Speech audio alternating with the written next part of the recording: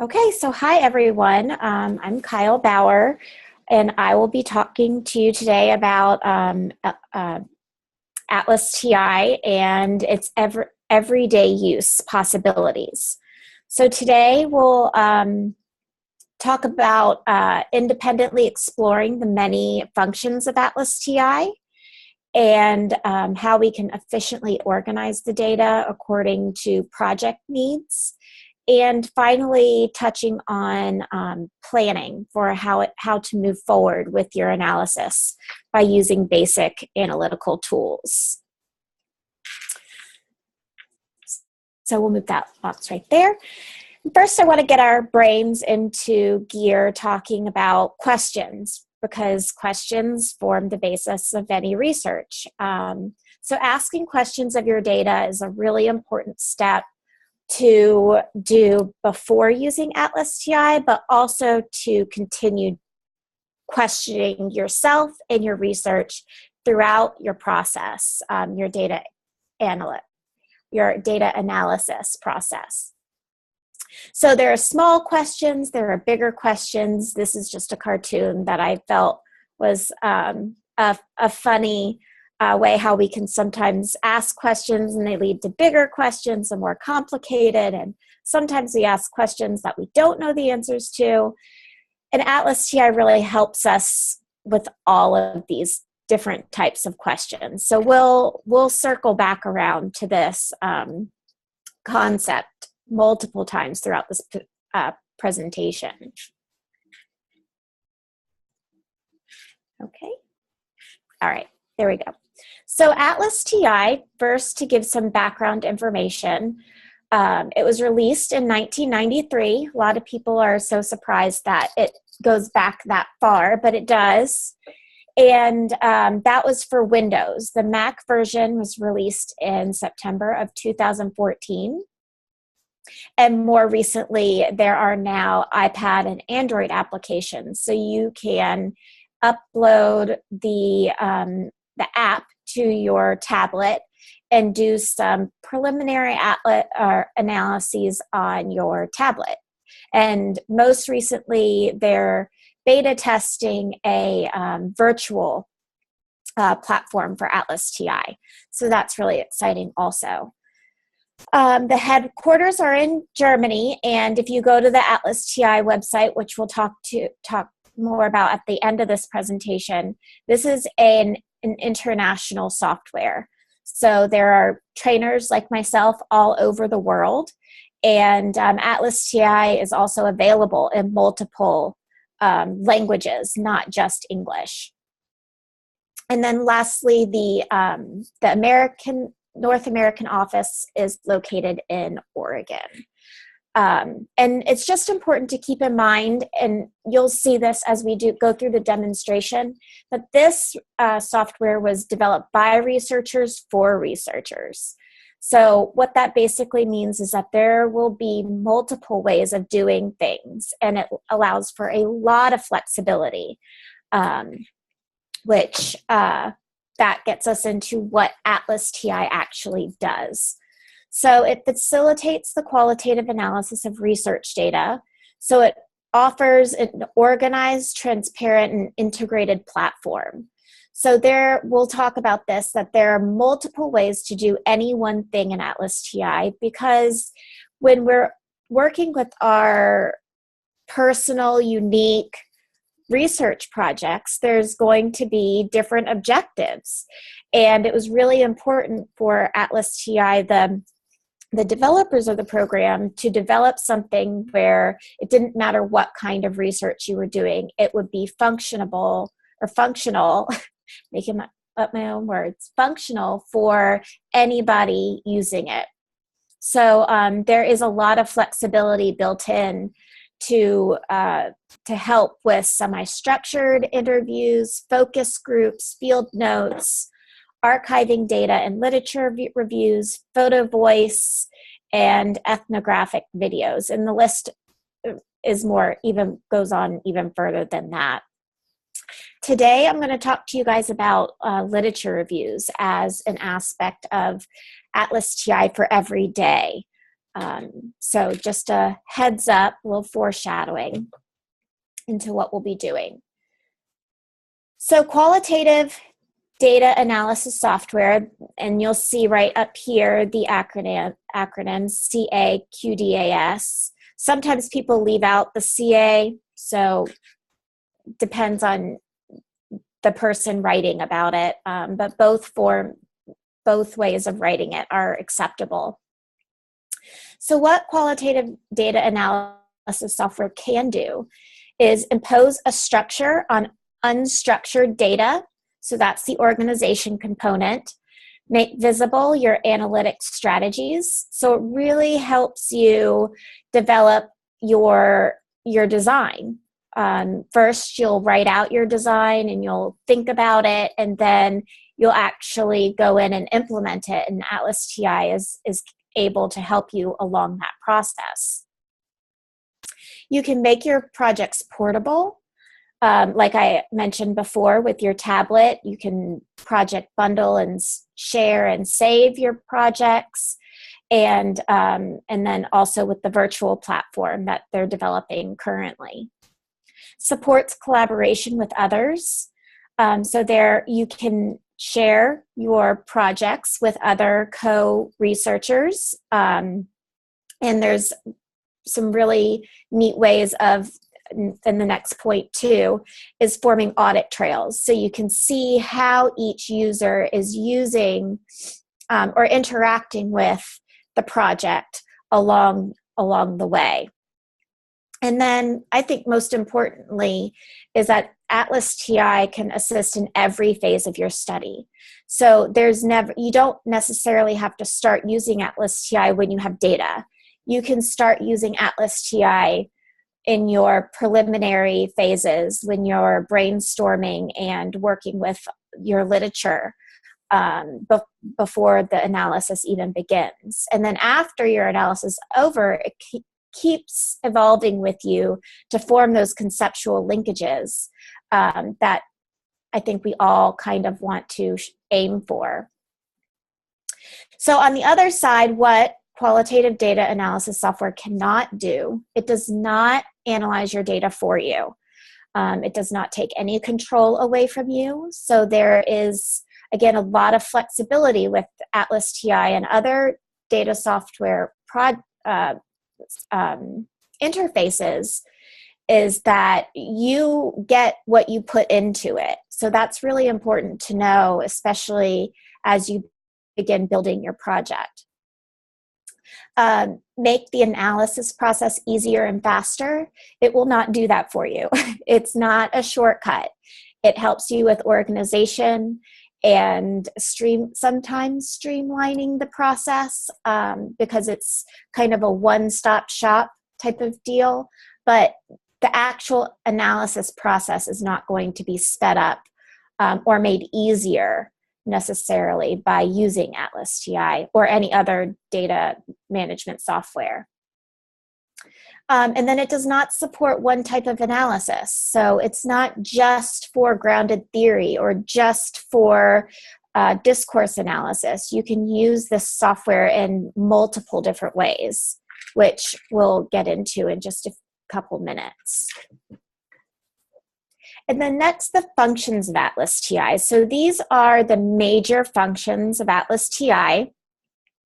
And these go into your objectives in your analytical plan, but also as this evolves, it creates a really bi-directional process.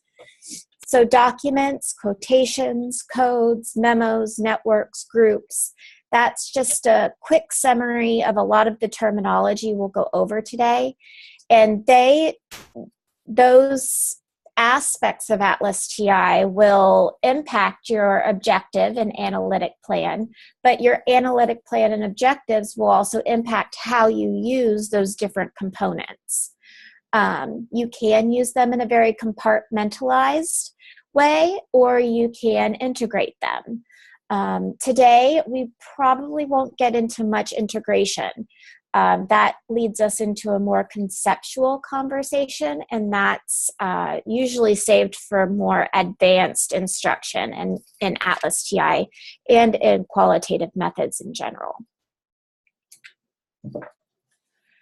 And ATLASti is organized by managers, which I'll show you in just a second.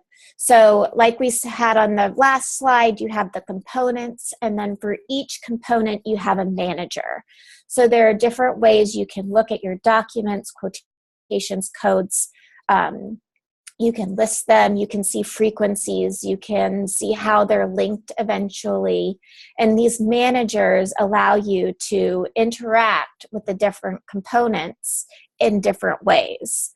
And I put a little asterisk by links manager because that one I likely will not show you today. Again, that is making semantic and non-semantic links in between and among different aspects of your data.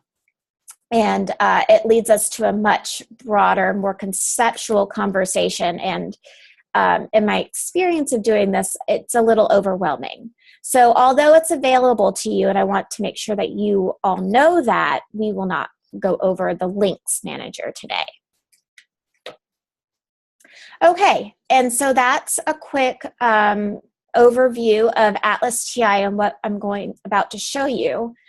Are there any questions at this point? Okay, great. So I will go on and I will now minimize that, and we will bring up ATLASti. So let's put you over here. Okay. Pick this up. So this is what you would, so let me back up. First of all, I've already uploaded some documents and put in some codes and created a memo for you. So if you come into ATLASti, you'll see all of this would be empty. And I'm also important to note that I'm showing you ATLASti on a Mac. If you're working with Windows, the interface looks very different. Both work very similarly, but where things are located is much different between a Windows version versus a Mac version. So again, if you are working with Windows or if you think you might be working with Windows, just feel free to email me after this webinar and I can help navigate you through that interface. So this again is ATLASti. To add these documents, this little plus button on the Mac version is your friend. So right here is where you would import documents, linked multimedia, geo documents, which is another thing we probably won't get to today, codes, memos, and networks. So you can import and add new types of data here. Also with a Mac, you have all of your managers are located up here. So in the PowerPoint just a second ago, I talked about the managers of various aspects of data. So you have your document manager, your quotation manager, code, memo, network managers, all up here.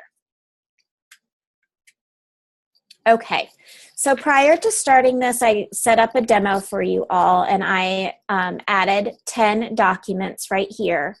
Another side note is if you decide you want to just play around with ATLASti and you don't want to commit quite yet, you can get a free version. And in the free version, you can upload up to 10 documents. So that's why I chose the number 10 this time.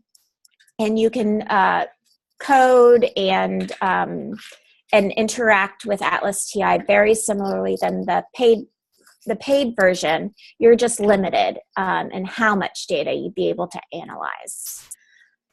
So here I decided to show you how to put together a literature review in ATLASti.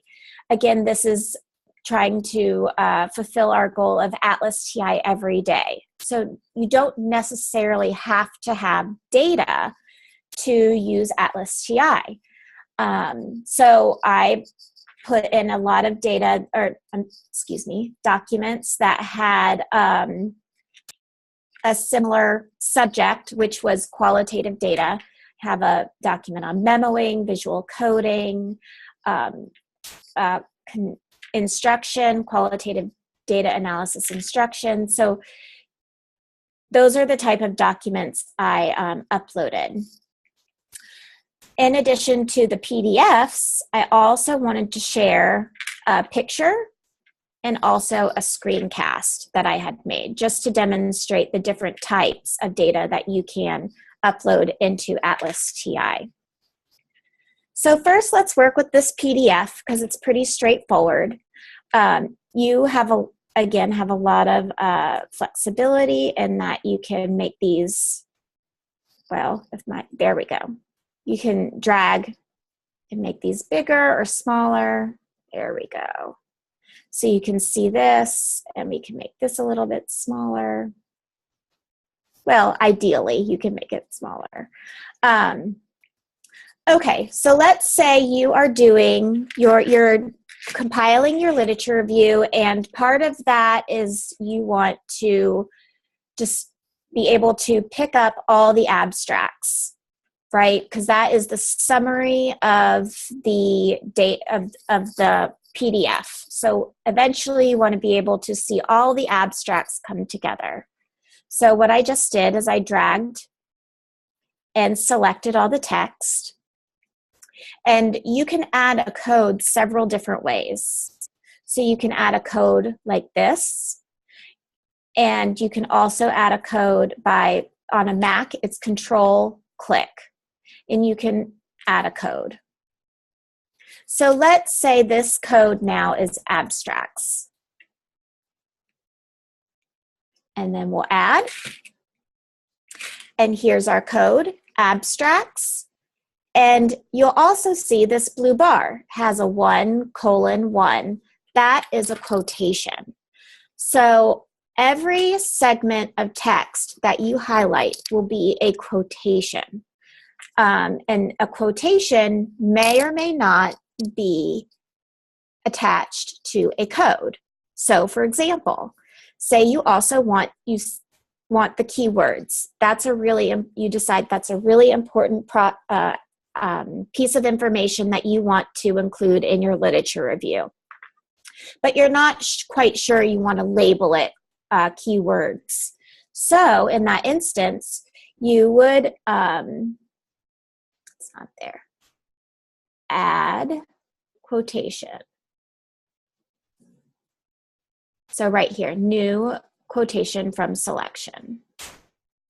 And now we have this quotation, which is 1:2, and there's no code attached to it yet.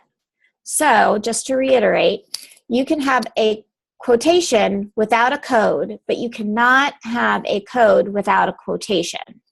Every single code that you apply in ATLASti will be attached to the quotation, because the quotation is the piece of raw data, right? It's the most basic form of data coming exactly from your document. Once you start adding codes, you start moving to a more conceptual understanding of your data. Okay, so let's go back to our quotations. Here we have the abstract quotation. And you'll see in this sidebar, and this is a function of Mac. So I will say in Windows, this information is in a completely different place. But in Mac, it's nice and convenient right here. So we'll go over the information that we see. The quotation is 1:1, which means it's the first quotation in the first document, because Burks et al. Is our first document right here. Now this is the abstract summary but you can add your own summary here. So this is summary of quotation. Okay, and then it tells you the document. And now we have the comment. So comments are a way for us to interact with our data at every single possible level you can think of. There's comments on quotations, there's comments on codes, there's comments on documents, on networks, on memos, and I'll go through all of that today. So here in the abstract, you could put whatever you want in this comment. What I like to suggest to people is think of your comments as your Twitter feed. So you don't really want to put a comment that's, 200, 300, 400 words. You don't really want to put that there. You want to just summarize it so you can eventually, weeks from now, months from now, years from now, understand what you were thinking when you decided to use this as a quotation or document it as a quotation.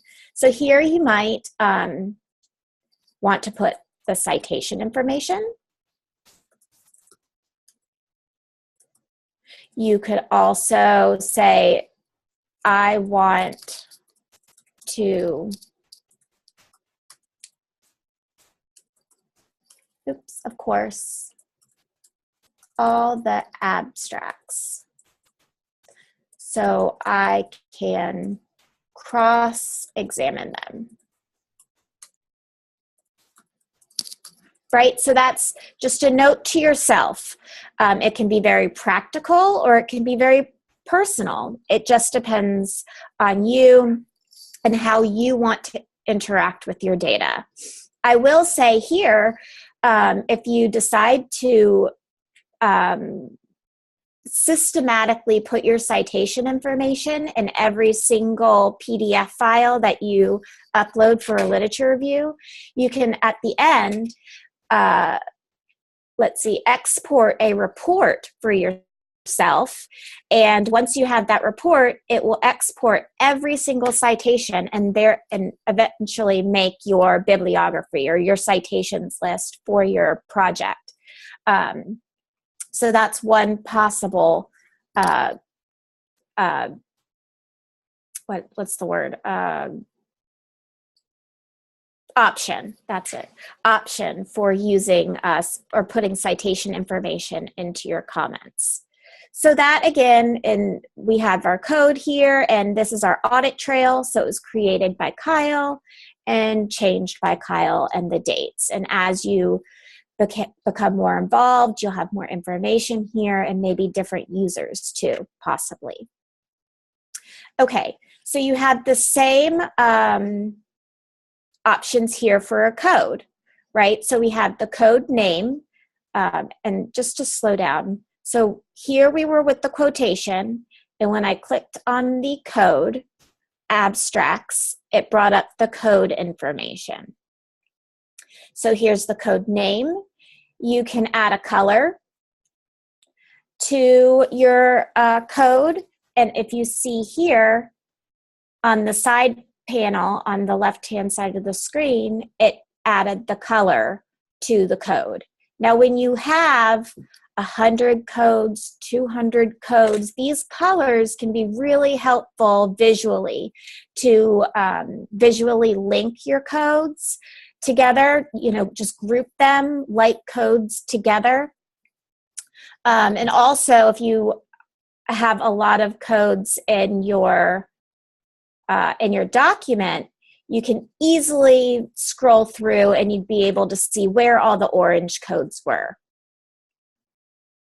So that's when I said earlier about ATLASti has a lot of different flexibility, that this is part of it. It allows you to interact with your data in numerous ways so you can achieve the objectives of your own project. So moving on, the colors here, you also have another option to comment on the code. Now, code comments I suggest you use them a little bit differently than quotation comments. Code comments are really where you want your definition, where you operationalize.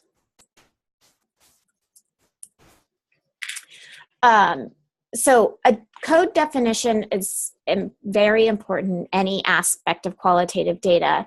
When you use ATLASti, as you evolve with your analysis, you'll notice that sometimes codes may get too big, or you'll realize that codes become too narrow. And this is why it's important to set a definition early on. That way, as you keep coding these documents and across documents, you'll be able to self-check. Does this code still uphold the definition that I originally created? If not, it might be time to split the code or regroup different codes. So it's a better representation of your analysis and the data that you've collected.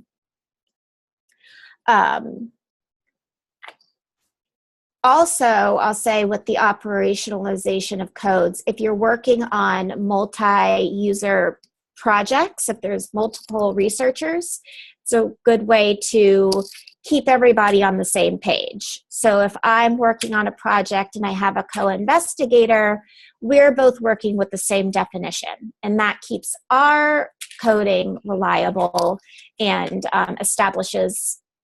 begins to establish some rigor in our analytical process. Okay, and then next in this pane is the coded quotation. So it right here is also 1-1 because it's the first, I'm sorry, this is the coded quotation to which the code is linked, excuse me. But this is also the first code in this document, but it just doesn't show that here. So it will also show links. And so you just go through your documents and you would do the same thing over and over again. Now, when I just selected this text randomly, you'll notice that this pane again switches, right? So now the document is selected and has the title of the document, which you can rename if you so choose. And then again, you can use the comment in several different ways for the document. You can create a summary of the document, you can put your citation here if you'd like to, or link to the origin. So if you're using several online tools, maybe you have a URL that you want to put in there.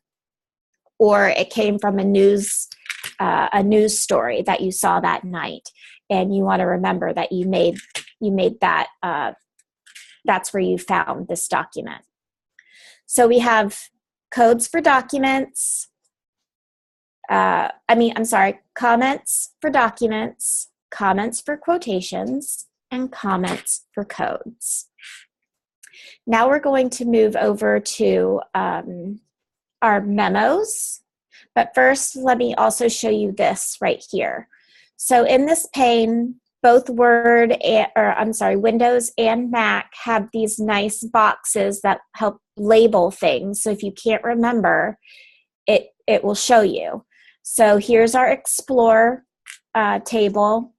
Documents are little page rectangular shape. Quotations are circle with two little quotes inside. Codes are signified by diamonds. Memo looks like a memo pad, and this is a network. And a network kind of looks like a network visual. And again, here's the little pictures that go along with the types of data you have. Okay. Oh, and before I move on to memos, let me show you how you can also code a picture. So here I have a picture of an ATLASti group that I did. So just like I did in the PDF, you drag and you drop, and you can, and I'll show you another technique for coding. So here we'll want to do, I want the code qualitative instruction.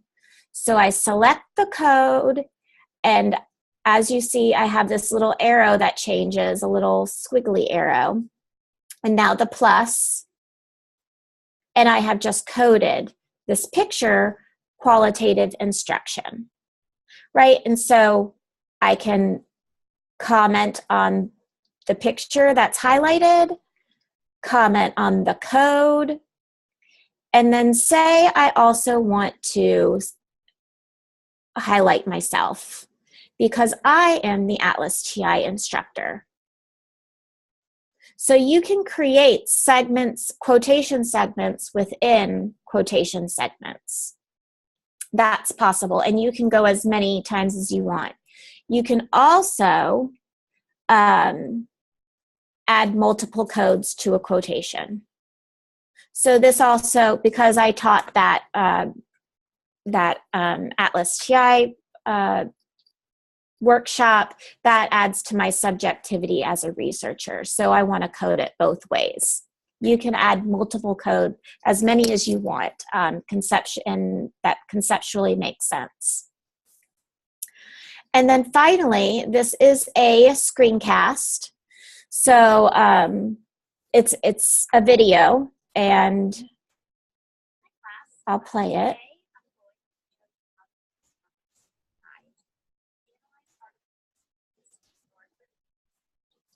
Okay, so that's a little segment of the data, and let's see, to scroll, it's very easy. Just scroll down, and you can go to different parts of the screencast or the video. If you're video recording interviews, very easily done. And then to create a quotation, you drag and drop, and then you have your quotation. This will be attached to the audio. And then to add on to the code, drag and drop, just like you would in any other kind of document. Right down here is where you can change the speed of the audio. So if you're just trying to listen quickly, you can speed it up. If the audio is difficult for you to hear, you can slow it down. It will mark your codes in here, play, stop, all that wonderful stuff is right there, so you can play with your audio as much as you want. Okay, so now let's move on to memos. And I get this question a lot when I talk about memos. Why would you want to do a memo? Why is a memo different than a comment, right? A comment is in that little box that I showed you that's attached to, that you have the ability to add to each element of your data analysis. Well, like I said before, a comment is kind of your Twitter summary. Very short, gets to the point, stays very close to the data. But when your thoughts and your reflections start to become more evolved and more sophisticated, that's when you might want to go to your memo and think about things, reflect on what you did that day. And this is where also you can begin your experience using ATLASti before you have any data. You can start memoing your design process, creating your research questions, logging your time and your work that you've spent creating this project. You can do all of that in a memo. Think about it. One way to think about it is as your research diary. So even before you start transcribing your data and uploading it and putting it into ATLASti, you can start with your memos. So here I created a little memo about memos. And there's some literature on why mapping your research through memos is an important aspect of your qualitative data analysis. So identifying central research questions, using memos to record ideas for individual data segments, and then use letters. Use the letters and characters of the alphabet and abbreviations to structure and organize the list of memos. So that's a tip for how to, once you have over in this section, maybe 10 different memos, you could say research diary, research timeline, research brainstorming. By putting research at the very beginning, you will organize those like memos together. And as you see, I did that also with the coding. So instead of putting participant subjectivity and researcher subjectivity, I put subjectivity first and then the qualifier or the adjective, right? The adjective, yes. Next after it. So that way it organizes itself nicely in the list. Okay, so that's and then of course the very right-hand side pane, you can name your memo, also comment on your memo. So here you could create a summary of what this memo is all about, so your memos can stay very organized. And then you have networks. Let me go back to I put in an example because I knew we wouldn't be able to interact with the data a lot in this webinar. So very quickly, I'll show you what a network looks like. So here, let me make this a little bit bigger. So here you have the code, and then I have all the quotations that are attached to the code. And you can see how this concept is being enriched by the data, or this code concept is being enriched by the data. You'd also be able to conceptually link codes in a network, and visualize your information beyond just lists and within the document. You can visualize your data outside the document. Again, this is a more conceptually advanced technique. I would not suggest trying to create codes in your preliminary analysis. You really need to have a good grounding of your coding before you start playing with your networks. Okay. So that is the quick introduction to ATLASti, and I'd really like to open up for questions right now, because I'm sure I forgot something. So if there's any questions, just let me or Leanne know. Thank you so much, Kyle, for that. This is Leanne speaking. We have had some people join us, and I just wanted to remind them, if they're using their computer, there is a chat box down at the very bottom of the screen. You're welcome to address any questions with us via the chat box, or you're welcome to unmute your microphones at this time and ask away.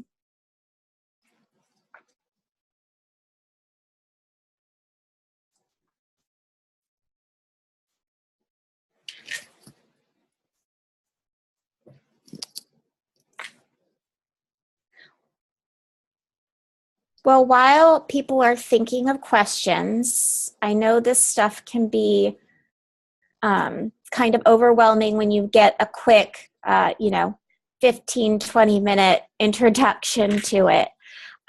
So I want to I'll go ahead and share these additional resources. So ATLASti has a very nice website. I use it a lot, even being an instructor.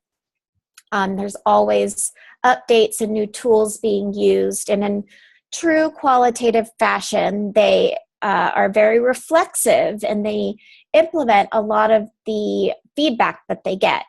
So it's challenging because the software is always evolving, but it's really nice because they actually listen to their users and really aim to create a software program that can answer and help with all different kinds of projects. So with that said, the website is always being updated. Like I mentioned earlier, you could get a free trial version if you want to play with the software and see if it works for you, if it's something you'd like. And like I stated before, feel free to just upload some of your literature review or from your literature, some of your literature that you have on file and start coding it as if you're in a class or if you are writing a paper. Play with the coding functions and the commenting functions, all that good stuff. For more advanced practices with ATLASti, there's additional training with free training videos. They have a YouTube channel. And then, of course, you can contact me or one of my colleagues. And if you have just a couple questions, we are more than happy to answer via email, basic questions. And then we can also do more formal trainings for groups or one-on-one training. And those are usually fee for service.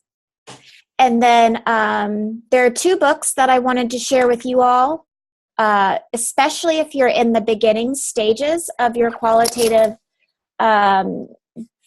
data analysis, design, whatever, even just thinking you might want to do qualitative research. This is a great book, Qualitative Analysis Using ATLASti.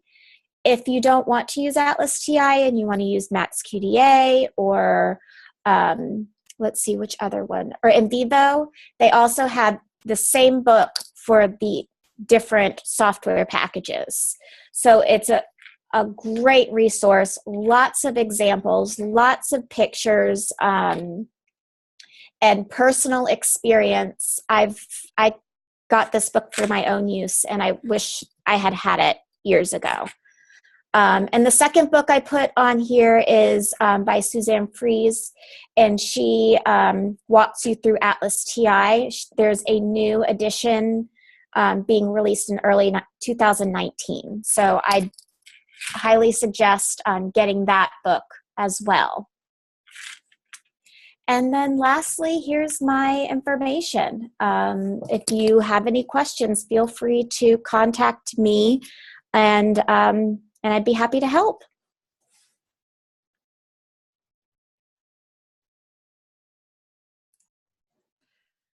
We'll give a couple more minutes for if anybody else has thought of something they'd like to ask Dr. Bauer. And just as a reminder, we will go ahead and post this video up on the SGS website under video resources.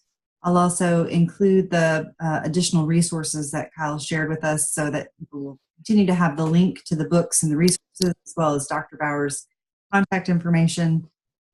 Are there any questions at this time? Kyle, I actually have one for you. Oh, okay. Great. My own qualitative research attempts, which are very, very premature at this point, I did at one point try NVivo, and I was just curious if you could potentially talk about why maybe ATLASti is a bit, maybe talk across the platforms in a comparison and why you would prefer this over another software. So I can and I can't. So because my experience without ATLASti really outweighs the other software packages. Throughout my educational career, I've been introduced to them. And so all I can say, without sounding too biased, is that to me, ATLASti was the most intuitive. And I can say that for both Mac and Windows platforms. And I really, really appreciate the interactive nature of ATLASti, especially having gone through my entire dissertation using ATLASti, and the memos, the comments on documents, quotations, networks, and codes. Those were a lifesaver when I went to go write up my findings for my dissertation, because some of my preliminary analysis really started while I was collecting data, which was at some points maybe a year and a half prior to defending my dissertation, and trying to remember where I was conceptually a year and a half ago would have been impossible had it not been for the interactive capabilities of ATLASti. Memoing helped me. I did create a research journal or research diary. So each day, when I was really heavily into my analysis, when I had to stop and start, I wasn't having to waste time figuring out where I left off.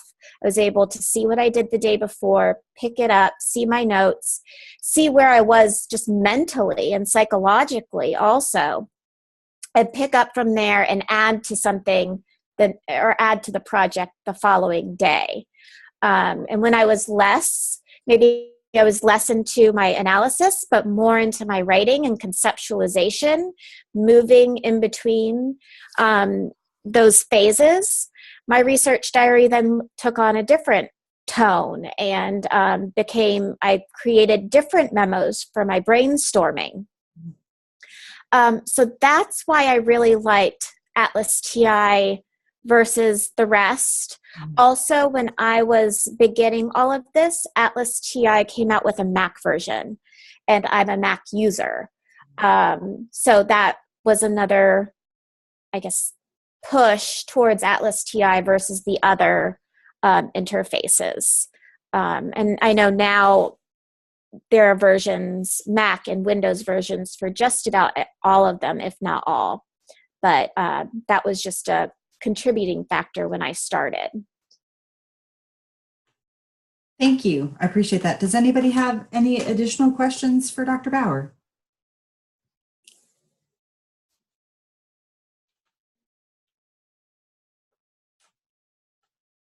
Well, then I'll ask another one.